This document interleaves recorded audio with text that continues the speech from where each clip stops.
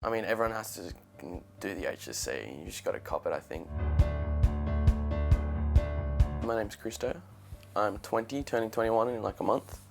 I finished school in 2013. The subjects that I did were business studies, ancient history, advanced English, visual arts, general maths, and PHP. My best subject was visual arts. I didn't always get the best marks. I generally did get better marks in that subject. I think it was just because it suited me more, like more free thinking. I wasn't very good in the day before exams. Kind of try cram and then I'd stop and watch an episode of something because I couldn't just like sit there and look at a computer or a book for so long. I got really stressed during exams just because I felt like I knew that I wasn't going to do too well, and deep down I didn't actually care too much, and the only thing I was stressed about was what I was going to do after school. I wasn't really interested in doing anything that required a high ATAR. I wasn't really interested in doing any arts degrees or anything.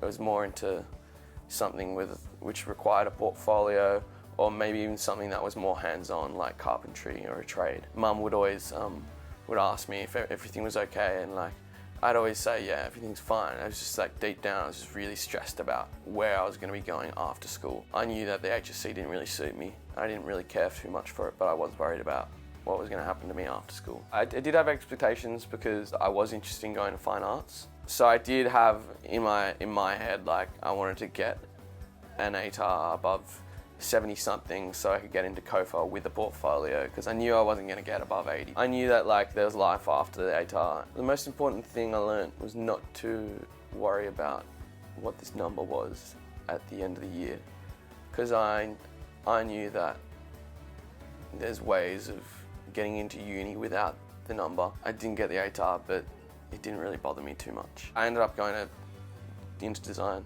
school, so Billy Blue.